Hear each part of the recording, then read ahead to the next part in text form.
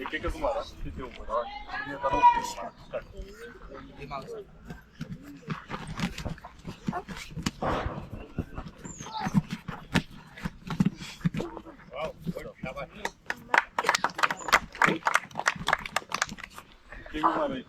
ज्याला air lifting मध्ये जमते ते लिफ्टिंग मारा, ज्यांना रेग्युलर जमते ते दोघं या फक्त ओके मिला मला अवधूत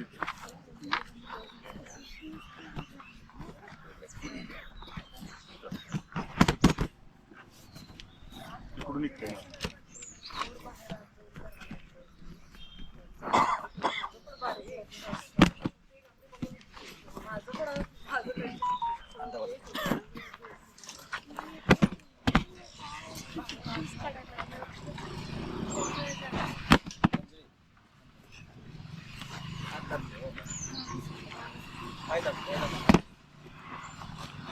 ऍक्च्युली जे रोलिंग आणि फ्रंट रोलिंग फॉल जो आहे हा लिपिंग हा ऍक्च्युली वरून पडल्यानंतर आपण कोणत्या पद्धतीनं पडलं पाहिजे, म्हणजे आता आपण पडल्यानंतर स्लिप होऊन जे पहिल्यांदा आम्ही सेल्फ डिफेन्स मध्ये पडायचे प्रकार शिकवतोय, म्हणजे जेणेकरून डोक्यावर पाठीमागं पडलं तर मेजर ऍक्सिडेंट आपलं हे डोकं आपटल्यामुळे होतात किंवा पडल्यामुळे हात फ्रॅक्चर होतोय, तोंडावर पडू शकतोय आपण, पाय फ्रॅक्चर होऊ शकतो. त्यामुळे पहिल्यांदा पडायची पद्धत आपण शिकवतोय, म्हणजे आपल्या डे टू डे लाईफमध्ये जरी सायकलवरनं पडला, पाय घसरून पडला, कुणी ढकललं तर एक विशिष्ट पद्धतीनं पडल्यामुळं आपल्याला लागणार नाही अशातला भाग नाही, जखम होईल पण जखम भरून येते, पण जे फ्रॅक्चर वगैरे मेजर जे काय ऍक्सिडेंट्स आहेत, जे इंजुरी होऊ शकतात, त्यापासून आपलं स्वतःचं आपण स्वसंरक्षण करू शकतो. यामध्ये एक पार्ट आहे लिपिंगचा. ऍक्च्युली हे बेसिक लेवलला जे शिकवलं गेले, ज्यावेळी वरून टाकलं जाते किंवा वरून आपण ऍक्सिडेंटली रोलिंग मध्ये जे पडतोय ते ह्या पद्धतीने आपण पडत असतोय. इथून लिपिंग या पद्धतीने पडलं आपल्या बॉडीला कंट्रोल राखून आपली बॉडी आपल्याला ज्यावेळी एखादा बॉल किंवा दगड खाली पडल्यानंतर बाउन्स होतोय, हे हात आपटता म्हणजे पद्धत कशासाठी आहे, ज्यावेळी आपलं ग्रॅव्हिटेशनल फोर्सला आपण मॅच करतोय हात आपले, त्यामुळे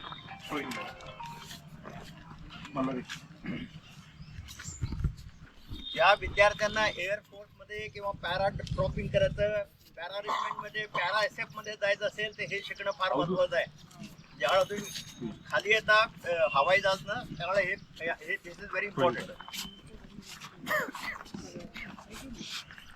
स्क्रू टाकायचं, तू एकदा टाकायचा, त्यानंतर तू मल्हार एकदा टाकायचा. स्टार्ट.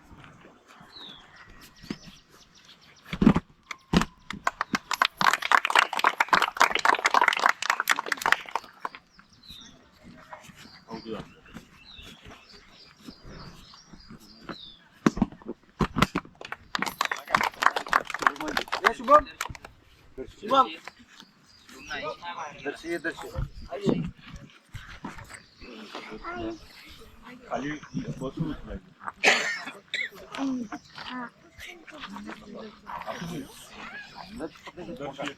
चष्मा राहू दे, वॉच राहू दे. दर्शी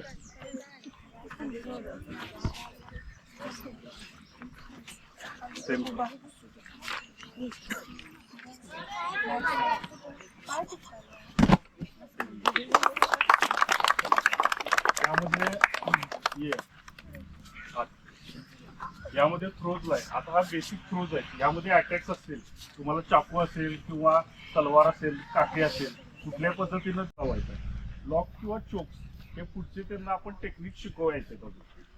परत तिथं अटॅक केला तो आपल्या अंगावर येत असतोय, त्याच्या बॉडीचाच आपण फायदा घ्यायचा आहे, आपल्या अंगावर घ्यायचा आहे, त्याला इथं लॉक करायचं आहे, टाकायचं आहे, त्यानंतर हात घेऊन इथे बोल लॉक.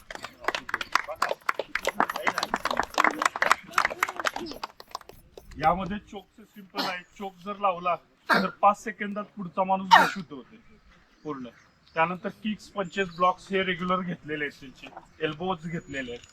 त्यामुळे बेसिक एवढंच दाखवतात. थँक्यू. सगळ्या विद्यार्थ्यांना एवढीच विनंती आहे, इतके एक्सलंट सगळे टीचर्स आहेत, त्यांचा फायदा करून घ्या. आणि जेवढे काही डाऊट्स असतील ते इथंच क्लिअर करायचे. घरी जाऊन हे ते करण्यापेक्षा बी इन्थुजियास्टिक. सर असं नाही, असं केलं तर असं काय होईल, ह्याला काय म्हणतात, हे काय म्हणतात, ही जी एन्क्वायरी ॲटिट्यूड जोपर्यंत विद्यार्थ्यात येत नाही तोपर्यंत नॉलेज वाढणार नाही. त्यामुळे निसंकोच न काय झिजक ठेवता विचारणं महत्वाचं आहे. Clarify your doubt. इथंच असं नाही, स्कूलमध्ये सुद्धा. Okay, thank you.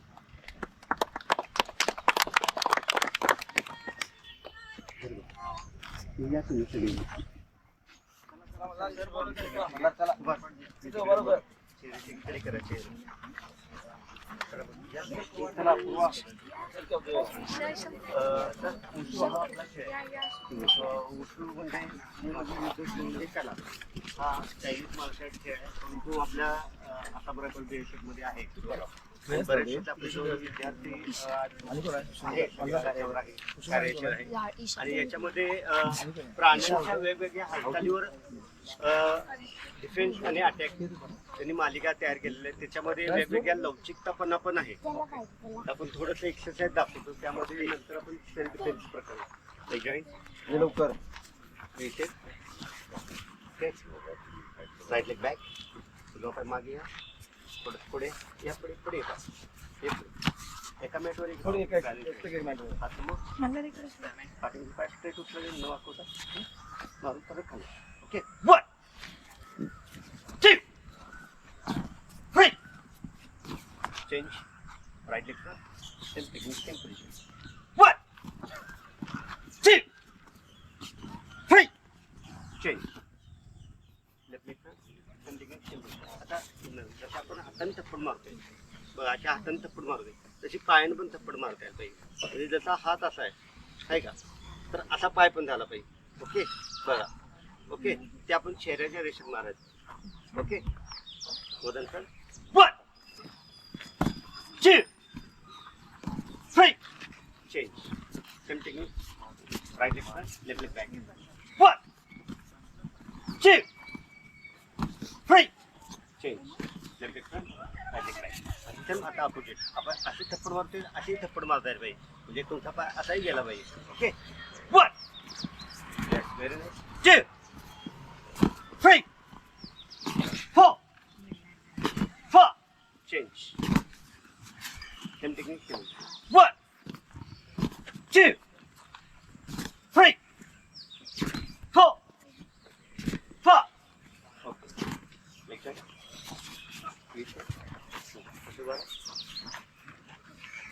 आता पंच करायचे आपण. Left hand front chest open. 1 2 3 4 4 same same. 1 2 3 4 4 same down. 1 2 3 4 4. जसे प्राण्यांची हालचाल आहे, जसे टायगर पंच होतात, तर हा टायगर पंच. ओके, 1 2 3 4 4.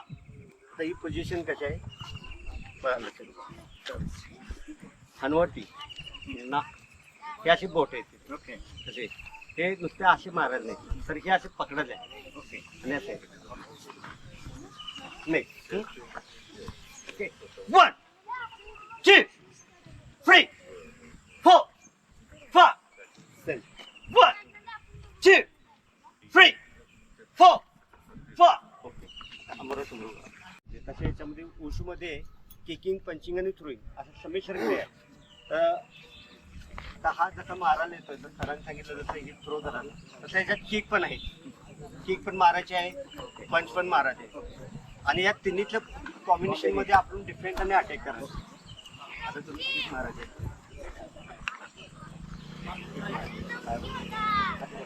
1 2 3 ओके, किक मारायचं. जरा तू पुढे पुढे मॅट मध्ये सेंटरला लाईन लावून.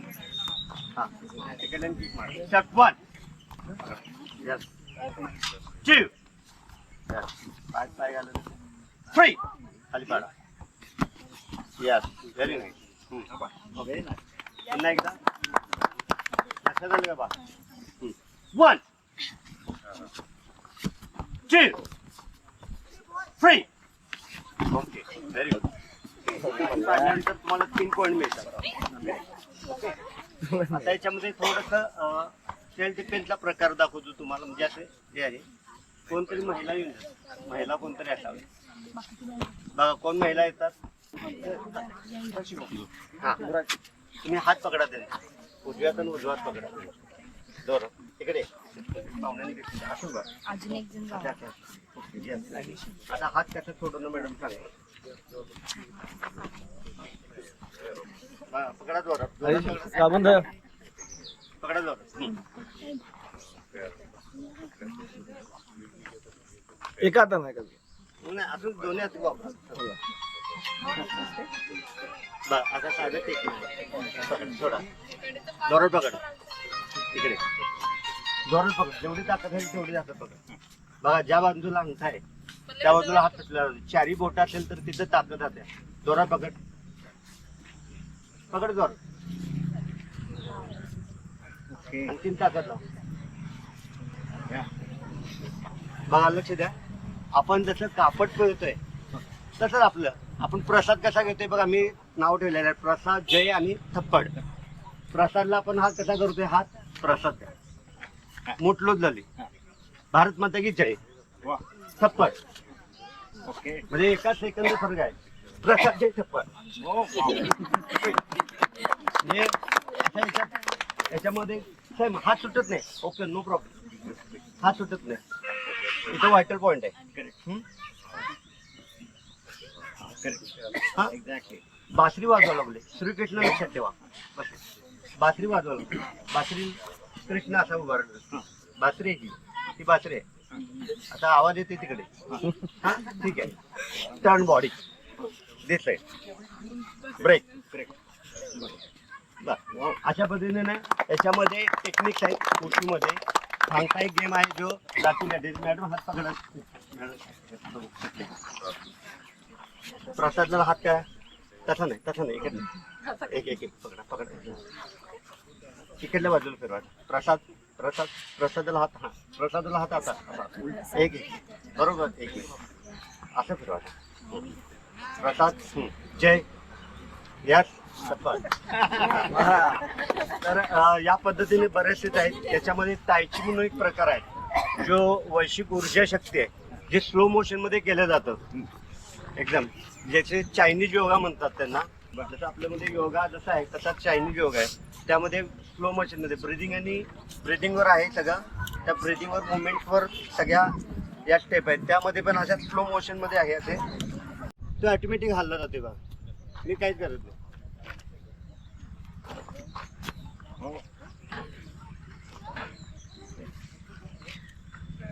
म्हणजे हे नॅचरलपणा ते स्लो मोशन मध्ये सगळ्या जागा डिफेन्स आणि अटॅक आहे अशा बऱ्याचशाच गेम आहेत आणि मुलं चांगल्या पद्धतीने अभ्यास करतात व्हेरी नाईस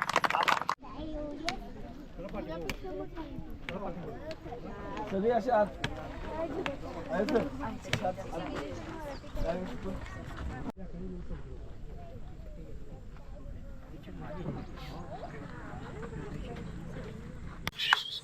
शूटिंग गेम मध्ये आता भरपूर इव्हेंट आहेत ऍक्च्युली म्हणजे आपण आता हा जे दोन इव्हेंट मी माहिती सांगणार आहे याची ऍक्च्युली प्रात्यक्षिक आपण इथे दाखवू शकत नाही सेफ्टीसाठी सेफ्टी रूल्स हे होतात त्यामुळे तर फक्त मी आता तुम्हाला जस्ट इन्फॉर्मेशन मी तुम्हाला ऐकू करतो तर हे जे दोन इव्हेंट आहेत हे इंडोर मध्ये येतात ऍक्च्युली आउटडोअरला येत नाहीत 10 मीटर एअर रायफल आणि 10 मीटर एअर पिस्तूल हे दोन इव्हेंट आहेत हा जो इव्हेंट आहे 10 मीटर एअर रायफल ज्यामध्ये 2008 ला बीजिंग ऑलिम्पिक मध्ये अभिनव बिंद्रांना जे गोल्ड मेडल घेतलं जे भारताला पहिला इंडिव्हिज्युअल गोल्ड मेडल मिळालं आपल्याला तो हा इव्हेंट आहे ही जी रायफल आहे ही ऑलिम्पिक पर्यंत म्हणजे अगदी स्टेट जिल्ह्यापासून वरती ऑलिम्पिक लेवल पर्यंत सेम या पद्धतीच्या रायफल यूज होतात सेम या पद्धतीच्या पिस्तूल होतात हा जो पिस्तूल इव्हेंट आहे ज्यामध्ये आता जस्ट झालेल्या ऑलिम्पिक मध्ये मनु भाकरनं ज्यात मेडल घेतलं ब्रॉन्झ मेडल तो हा 10 मीटर एअर पिस्टल इव्हेंट आहे यामध्ये आता 50 मीटर पण येते 50 मीटर इव्हेंटला स्वप्नील कुसाळे आपला जो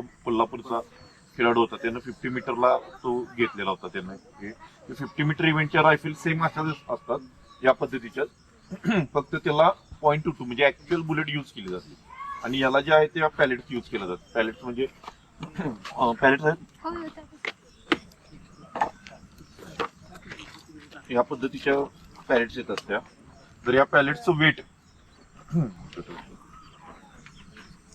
याचं जर वेट आणि आकार जर बघितला तर तुम्हाला केसाचाही फरक सापडणार नाही. एवढं त्याचं मेजरमेंट आणि हे प्रिसिजन अगदी व्यवस्थित केलेलं असते.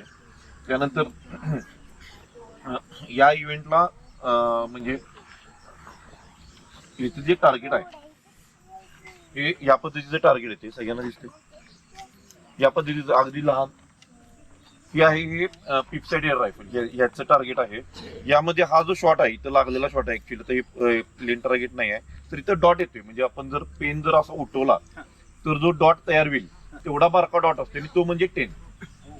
त्याला जर शॉट टच झाला किंवा त्याला जर कव्हर केलं तर तो 10 मध्ये काउंट केला जातो. आणि जसजसे हे तुमचे शॉट बाहेर तर हा 10 आहे, हा डॉटला टच झालेला आहे. हे जसजसे बाहेर बाहेर बाहेर बाहेर बाहेर जाणार आहे शॉट तसे तुमचे आउटर सर्कल परत आउटर हा, सर्कल ते- पॉइंटेड 10 9 8 9 7 8 6 असं. Yes yes. आणि ह्यामध्ये पण मुलं 400 पिक म्हणजे एक शॉट 10 पॉइंट्स असतात. तर अशी 40 शॉटची मॅच असायची किंवा मुलांना 60 शॉटची आणि मुलींना 40 शॉटची मॅच असायची. तर यामध्ये पण वर्ल्ड लेवलला 400 पैकी 400 600 पैकी 600 हे स्कोर लागा लागले. त्यानंतर मग त्यांनी ISFF म्हणजे जे आमचे इंटरनॅशनल शूटिंग स्पोर्ट्स फेडरेशन आहे त्यांनी डेसिमल मध्ये चालू केलं. डेसिमल म्हणजे काय की तुम्ही डॉट जो आहे तो किती कव्हर करताय. म्हणजे 10.9 हा बेस्ट शॉट झाला. असे 10.9 10.8 10.1 पासून ते 10.9 पर्यंत असे म्हणजे ते किती डॉट तुम्ही शॉट कव्हर करताय त्याच्यावरती त्याची अॅक्युरसी म्हणजे मेन अॅक्युरसीला त्यांनी जास्त महत्व दिले. म्हणजे टाय व्हायचा काय संबंध काय व्हायचा काय संबंधच नाही. नाहीतर मग आधी वर्ल्ड लेवलला काय व्हायला लागलं की 400 पैकी 400 वरती 4 5 शूटर यायला असं व्हायला लागलं. त्यानंतर त्यांच्या फायनल्स असतील किंवा त्याच्यावर मग ते त्यांच्यात हे करणं थोडं अवघड होत होतं असं. त्यामुळे मग त्यांनी डेसिमल मध्ये हे सुरू केलं. 2012च्या ऑलिम्पिक नंतर ते डेसिमल सुरू झालं. 2012 पर्यंत फुल रिंग म्हणजे 10-9 मध्ये ते शॉट काउंटर होते.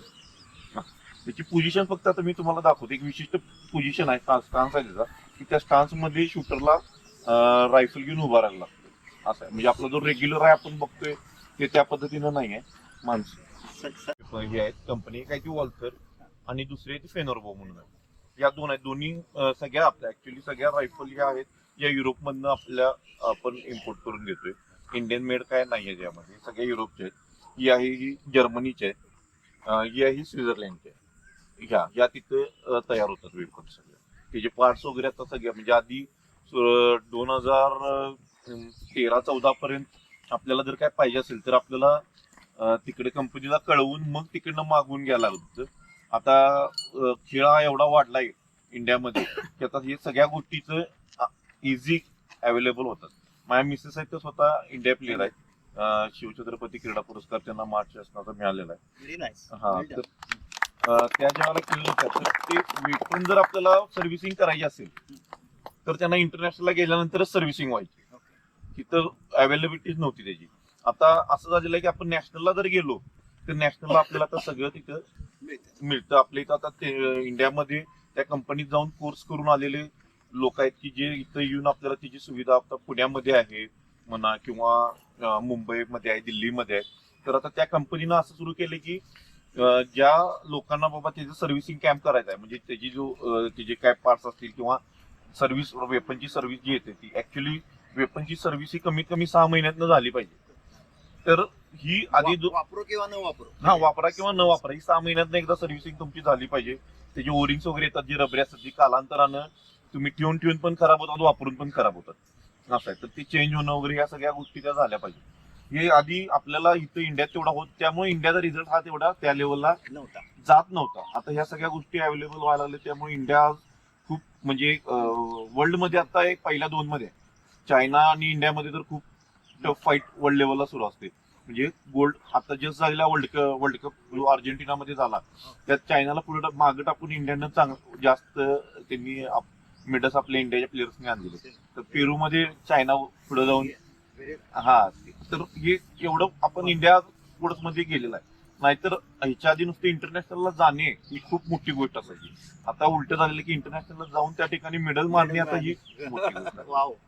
याची साधारण किंमत किती? ह्याची ह्या रायफलची किंमत आता जवळजवळ 2,80,000 पासून घेईल तसं आहेत की ते 3.5-4 लाखापर्यंत आहेत. म्हणजे गाडीच्या मॉडेल सारखं आहे की जसं तुम्हाला आणि फॅसिलिटी त्यात पाहिजे असते. म्हणजे आता याला सेटिंग्स आहेत वेगवेगळे. म्हणजे ज्याला शूटर उभारतोय तर प्रत्येक शूटरची हाईट म्हणा किंवा त्याचं बॉडी स्ट्रक्चर सेम नसतं, बरोबर आहे. तर त्याच्या हाईटनुसार तुम्ही हा पामरेस्ट आहे तर ह्याची हाईट कमी जास्त करू शकताय.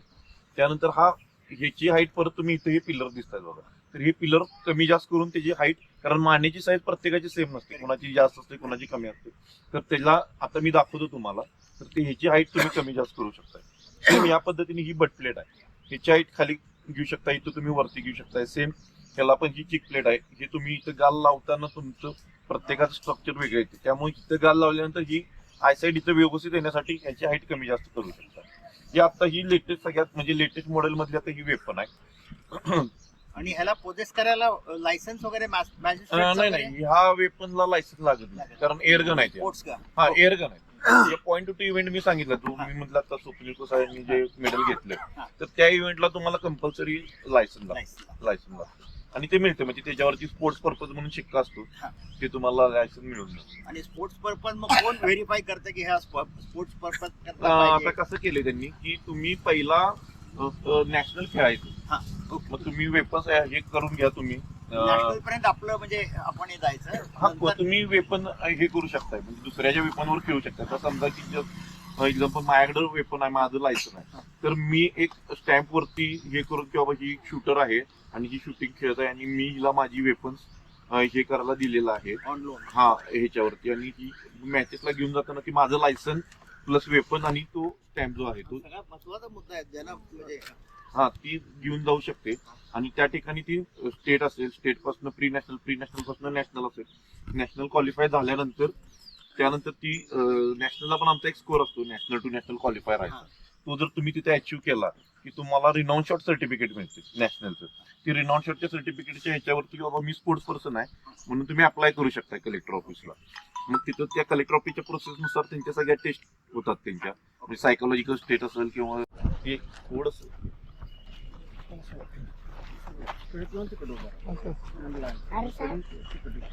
तर ही एक विशिष्ट पोझिशन आहे. यामध्ये होतंय काय की ज्याला रायफल ही बॉडीवर घेते त्यावेळेला बॅकवरती सगळा तिचा सपोर्ट जातोय आणि त्यामुळे स्पाईन वरती तुमचा सगळा ताण येतोय आणि तो जास्त येऊ नये. नाहीतर मग कंटिन्यू जर ह्याच पोझिशन मध्ये जर कमीत कमी 60 शॉट मारायचे म्हटले मॅचचे, प्लस त्याच्या आधी सायटर्स असतात, म्हणजे तुम्हाला गन सेट करायला, कारण प्रत्येक रेंज वरती गेल्यानंतर थोडाफार फरक पडत असतो, त्यामुळे सेट करायला तुम्हाला थोडी टाइम दिलेला असतो.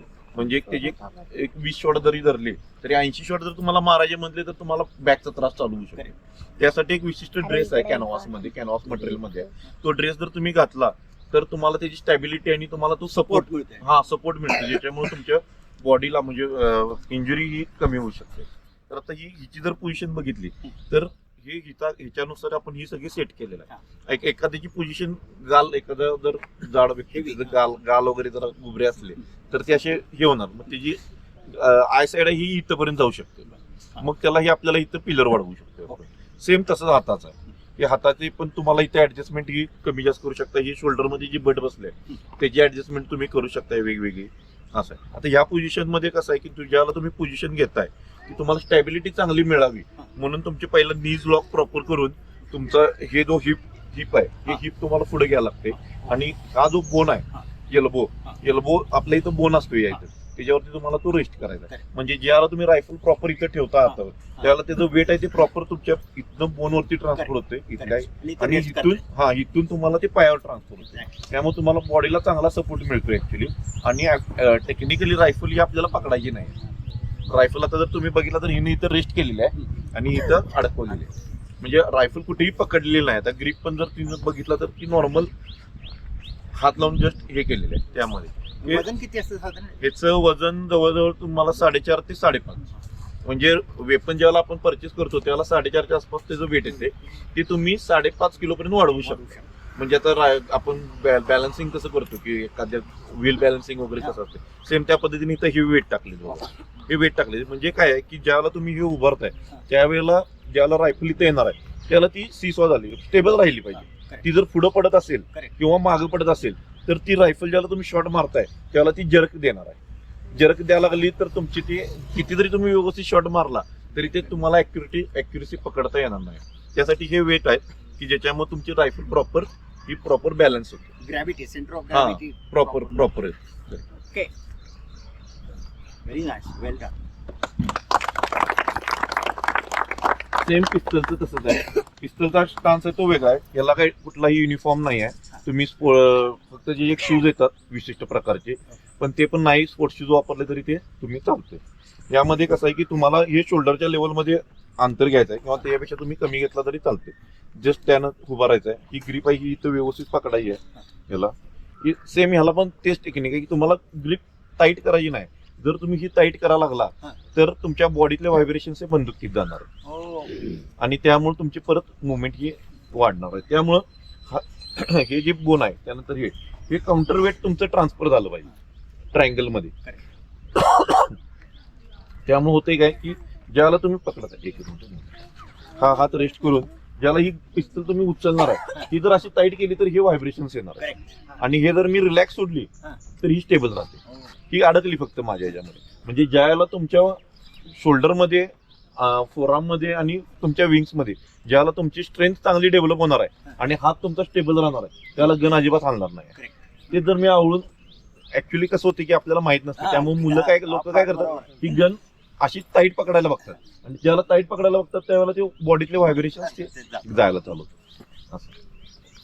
बाकी अजून त्यामध्ये जरा साईडला या साईडला या सगळी माझं मोस्टली मागं आला तर बरं होईल.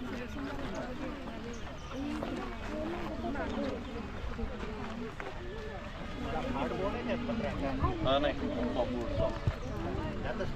हा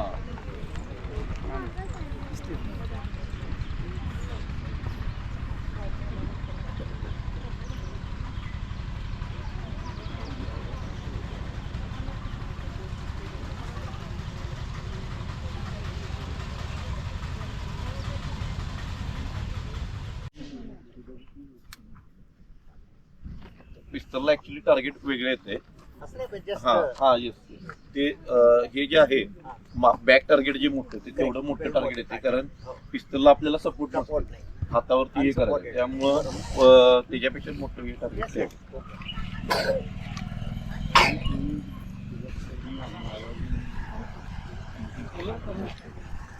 पिस्तलला हा चान्स येतोय आता मला शोल्डर लेवलपेक्षा कमी किंवा शोल्डर लेवल एवढं अंतर घ्यायचं. त्यानंतर हा लेफ्ट हँड जो आहे तो तुम्हाला रेस्ट करायचा त्याच्यामध्ये नीज ब्लॉक करून प्रॉपर पिस्तल ब्रीद इन करत उचलायचे आहे आणि ब्रीद आउट करत तुम्हाला स्लोली टार्गेट बरोबर आणायचं. तर याला कसं आहे की याला बॅक साईड यू आणि फ्रंट साईड आहे त्यामुळे ही तुम्हाला याला सर्कल आहे आणि याला एमिंग कसं आहे की सर्कलमधनं तो ब्लॅक बुल कव्हर करायचा आणि याला काय आहे की याला तुम्हाला बॅक साईड यू आणि फ्रंट साईड आहे त्यामुळे तुम्हाला 6 o'clockला तुम्हाला एम करायला म्हणजे बुलच्या खाली. ज्या पद्धतीने याला इथं ऍडजस्टमेंट दिलेले आहे की तुम्ही अप डाऊन आणि लेफ्ट राईट क्लिक्स देऊन तुम्ही ते सेंटर सेट करू